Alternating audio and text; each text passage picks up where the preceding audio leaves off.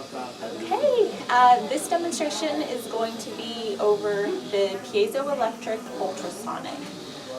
Take note, we're going to go through some new items for infection control.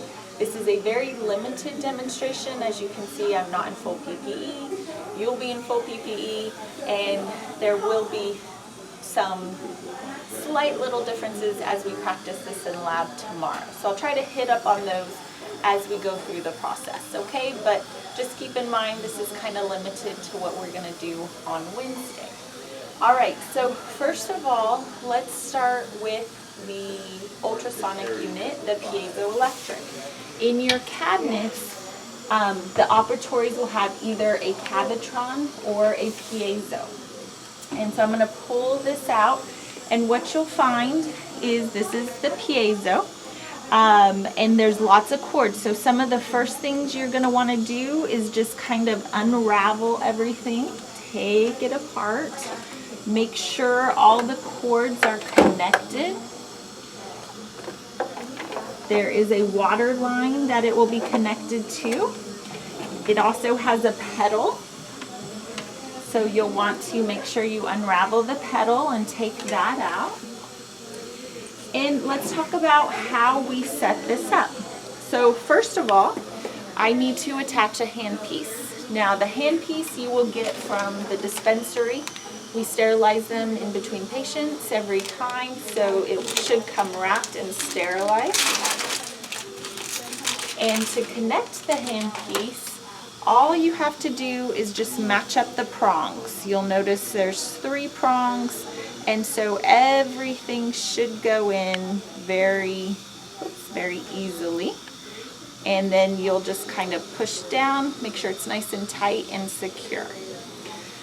So one of the things that we're going to see different with the Cavitron versus the piezo is the Cavitron's handle is hollow, and we have to do things like purge the unit, and there's a certain way to insert tips, etc., that we don't have to do with the piezo. So let me just tell you as well, as we're doing the piezo on Wednesday, so watch this video first, because I'll have a Cavitron video for Thursday. Watch that one second, just for an order of when to watch and review things. All right, so once I've got my handle on, notice it's got this really nice holder that if the handle is not on, if I'm not using it, this should always rest in the holder. I don't want to see it resting on a counter. I don't want to see it resting in these holders. And I'll tell you why in a minute, because I'm going to put a nice sharp tip on there here, and it just leaves room for us to scrape ourselves or our patient or run into. So when not in use, it's going to go in the holder. The infection control standards that we're going to put in here are pretty much blue tape. But let me tell you about the unit really quick before I wrap it. So you have a control here, and it's very easy. If you turn it, it turns on for you. And I think we did discuss the color coding. Notice we've got green, we've got yellow, we've got blue, and we've got reddish orange in color. This is going to correspond to your tip and what power you can use that on. So for us, and what we're going to be practicing with is going to be your tip 1, your universal tip, and it's just a nice straight shank. It's a little thicker, kind of more round, and notice the band on the end of this tip is blue. So that means we shouldn't go over the blue power. I should never be in red when I'm using this tip. If I am in yellow or green, that's okay, but this tip can actually withstand the blue. So you might want to start at 11 and then increment your way up till you get the highest power, just depending on the calculus and how it's coming off and how much you need to remove it. So I'm going to go ahead and just put this at 11 because I like to start low power and increment up. So we can put our tip on, our handpiece, and again, you're going to use the key.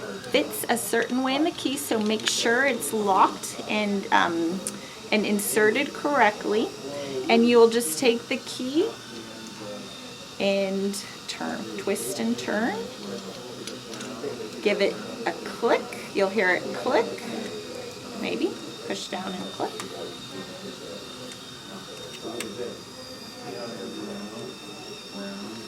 Maybe. Well, this one doesn't seem to want to click. You might hear it click. But just give it a little bit of a twist. You don't have to be super powerful, but just make sure you kind of push down, turn it, lock it into place, make sure it's nice and secure, okay? So the key is gonna go aside, be put aside, and now I have my instrument ready to go. So we're gonna wrap this. Your units pretty much will get a piece of tape over the power knob because we'll be touching the power knob, right? And they will get a piece of tape. I like to fold it down a little bit over the handle here. So we'll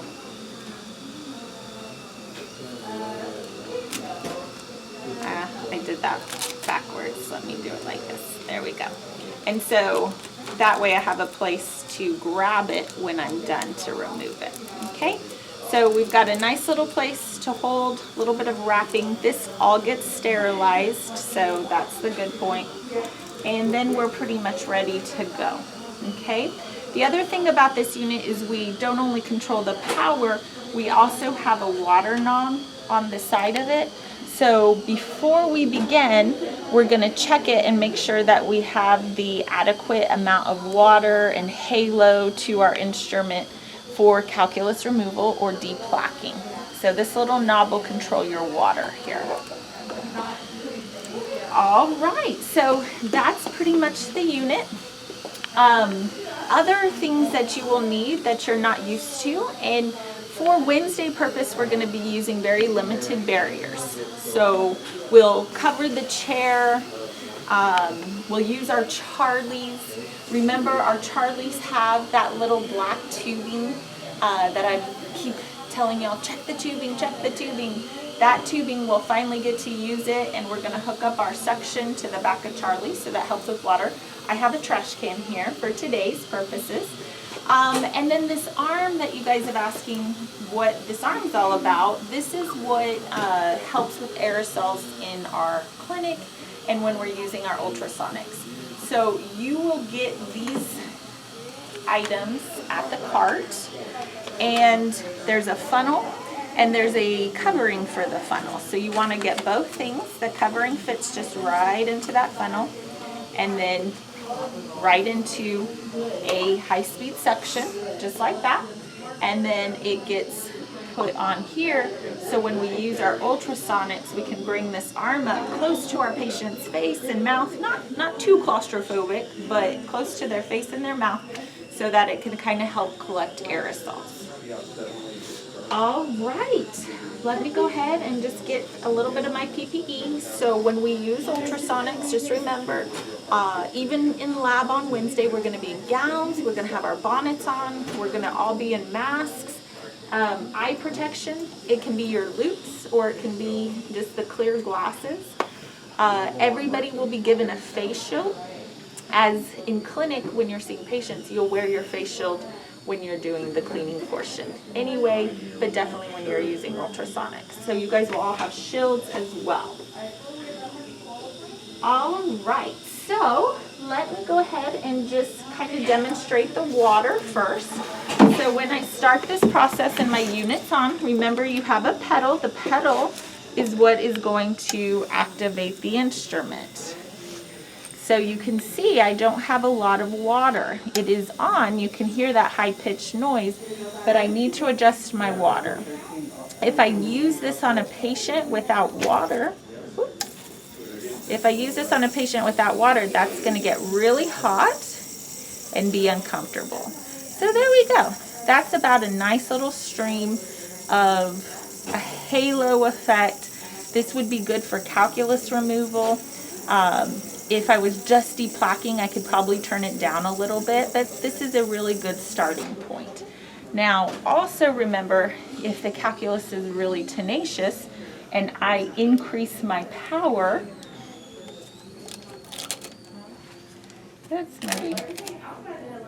if I increase my power, then I might want to consider increasing my water as well. So keep that in mind. If we increase power, let's increase water to keep everything nice and cool.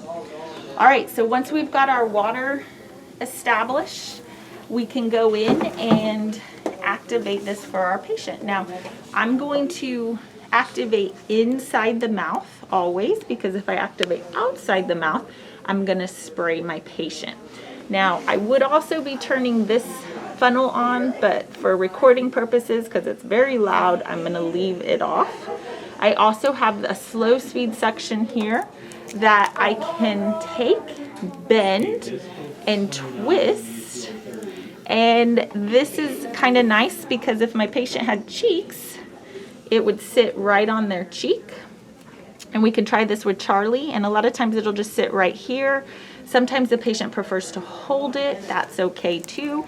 Sometimes I prefer to hold it because I'll use it to retract. Like if I'm on these surfaces, I'll use it to retract the cheek as well. So we have lots of different options with the suction and controlling water. I also missed for our infection control is the little adapter here. We have that little purple adapter that needs to go in here because my patient's going to be closing a lot. And so to control the water, we want to make sure we have that little filter there to prevent backsplash. Okay? All right, so just to kind of review a few things on the piezo. Remember, the piezo has a tip, it has a face, it has a back, and then it has two lateral sides to it. Now, think back to our lecture and try to remember what are active on this instrument. So hopefully you remember that the piezo only has the lateral surfaces as being active. And then remember, when it vibrates in a linear motion. So versus the Cavitron, which has all four sides active and vibrates kind of elliptically, this one's vibrating linearly. So we have to make sure that when we adapt it and place it on our patients to remove calculus, that we're on those lateral surfaces. That's really important. Also, let's talk about the orientations we can use this instrument. So when I'm in the patient's mouth, I can be in what's called a transverse orientation, right? This is really good for interproximals. It helps me to stay inserted and adapted on those lateral surfaces when I go interproximal. If I tried to be in our other orientation, vertical, then if I go interproximal, I'm going to tend to want to be on the face a little bit more or the back a little bit more. That just doesn't work as well with the piezo. So if we stay transverse, that's going to help us get interproximal. However, when I do a direct facial or a direct lingual, if I go into a vertical orientation and I insert, say at the midline, I can stay on that lateral surface a lot better, and I can do those direct facial surfaces. So it looks kind of like this. When I go interproximal, I'm more transverse, and then I'll flip to a vertical, and I'll do those direct facials, and then I'll kind of come in here and flip more to that transverse again. Always keeping my instrument on those lateral sides. And then to just review some clinical aspects, remember I'm holding my instrument in a modified pen grasp.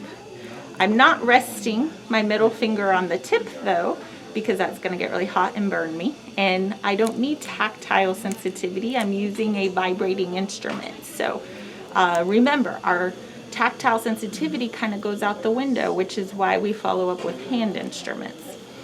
So modified pen grasp, light pressure. So if I come in here and I try to push and I'm wrist rocking and I'm trying to use this like a scaler, it's not going to work. It's actually going to stop my instrument from vibrating. I might burnish calculus instead of remove it. And the whole point of this is to take strain off of my hands, right? So light pressure. You can digitize with this. So it is not required that you wrist rock. You are able to use digitizing motion, and you can use different strokes. So you might find that you have a vertical stroke. You might find that you have a horizontal stroke, maybe even coming in a direction with an oblique stroke. Maybe you are using a tapping stroke. Sometimes I sit, and this is kind of a new one for you guys, but sometimes if there's a piece of calculus, you can sit and you tap, tap, tap. You attack the calculus from the top down and tap away at it. So sometimes I'm doing like a circular motion, trying to remove that calculus. Remember to keep your tip moving at all times. I don't ever want to just stop. I want to keep it moving. Now, when I say keeping moving, doesn't mean we have to sit here and move it really, really fast. I just have to keep it moving. So that could be a little at a slower pace. And actually with the piezo, you're gonna find slower is better. Just keep it moving at all times, okay? If we just sit and we wait, then we could gouge it, and it's also gonna become uncomfortable for our patient. All right, let me just touch up on chair positions. You will still want to remember your clock positions. Ideally, it's going to put you in more comfortable, easier to access areas. But also too, know since we're not applying pressure, the clock positions aren't as critical. So I may stay at an 11 or 12 and do surfaces towards and surfaces away. That is okay with the ultrasonics. It is not okay with your hand instruments and scalers, so please keep that in mind. We follow surfaces towards and away. But if you feel like something is hard, if you feel like you can't access something, then please remember your clock positions, because those are going to set you up to be most successful. All right, and then finally, I think that's it. If not, we will figure it out on Wednesday what I missed. But I think that's it. Your chair positions, keeping the instrument moving, following transverse vertical orientation, and light pressure. I'm just going to go with that, okay? All right, so let's see what this kind of looks like in motion. I'm going to use my suction in my hand. I've got my pedal at a comfortable distance so that I can just push it when I need it. Now, this one is, our Cavitron is going to be one that we can detach and move it around. This one is connected, so remember that. And you have to keep pushing down on it. So when I come here, let's say we're just going to do a lower tooth. Oh, I remember what I was going to tell y'all. Angulation of this instrument. Your piezo is angled at a 0 to 5 degree. So that means if I'm here in this vertical position and my instrument's straight up and down with the tooth, that's a 0 degree. If I angle it, and when I'm angling it, I'm kind of pushing into the tooth a little bit and coming out. So I'm going to exaggerate my angulation. So when I angulate it, that's what I'm doing right here. That's very exaggerated because that's a 90 and that's on the tip, and that is a no-no always. However, a 0 to 5 looks very much kind of like this. So when I'm using this instrument, let's listen for a very high-pitched squeal. If I get off angulation, it's going to squeal really loud, and I'm going to know, bring it back in. So 0 to 5 for your piezo. This is different for Cavitron. Cavitron 0 to 15. so you have a little bit more give. Like we said, the piezo is a little more technique sensitive. So let's try that out. I'm gonna go ahead, I'm gonna hit my angulation. I feel like I'm at a, I don't know, a 1 here. No, just kidding, I don't know. But I'm gonna try to keep it at a 0 to 5. And so I'm gonna start by finding a nice fulcrum, relaxed fulcrum, close to the tooth, and we're going to keep it moving. And I'm trying to listen to my instrument. Let's just start straight on and see where we're at. I feel like I'm getting a good high pitch. Now, see that? That's a little bit more quiet. That's a pretty good quiet sound. I'm not going to activate my suction just yet so you can hear. Now, hear that? That means I'm off angulation. That's pretty loud, pretty squeaky. So as we are practicing this, we want to focus on quiet, okay? Thanks for being patient.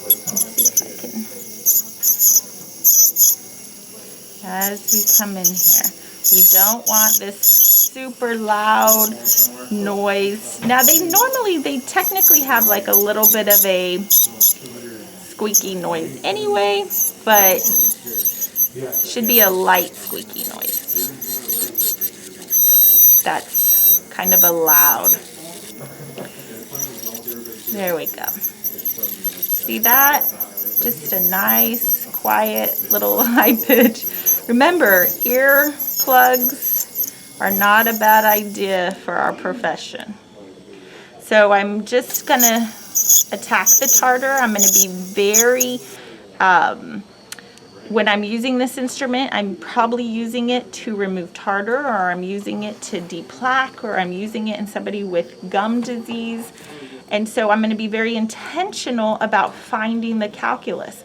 I can use this instrument as a tool, kind of like a explorer, and I can feel without activating it. And if there's not any tartar there, I'm gonna move to the next tooth. And if I feel a piece of tartar, then I'm going to very intentionally activate my instrument and go in and remove it. And if you'll notice, a lot of times I'm applying activation, I'm letting activation go. Sometimes I'm tapping at something to remove it, but I'm very intentional. I'm not just in here just going everywhere. Now, if there's tartar everywhere, that's a little bit different, but we can identify the calculus, and we can be very specific to where we use this instrument and remove it. Okay, I'll just kind of leave that at that. So, I think that is pretty much it. We'll practice transverse, we'll practice vertical orientation. We use about 2 to 4 millimeters of this tip when we're using it. Lateral surfaces. When we clean this up, we're gonna throw away the barriers. We're going to wipe everything down. We've got spray, you can even spray it. Make sure you get in between these areas, because where does this go when you're not using it? It rests in those handles. So it's really important we're getting in there. We're cleaning the water knob. All of this can be wiped down and needs to be. The handle's taken off and it's sent to sterilization. And let me show you how to take off the key or the tip. You grab your key, you insert it, you find the fit, and then you just So he's going to give you a form, you know? Take it off. This key's here to protect you. This key keeps that safely protected, so you can hold these things. Now for Wednesday, you guys, just cavi wipe it. We're not going to run these through sterilization because they have not been color coded. So cavi wipe it and then just put it back in your box, put it back in your lock box. We'll wipe everything down, we'll clean up our barriers, and I think that's it. We'll cover whatever else I forgot to do in this video, And big thanks to Miss Fam for videoing for us. All right.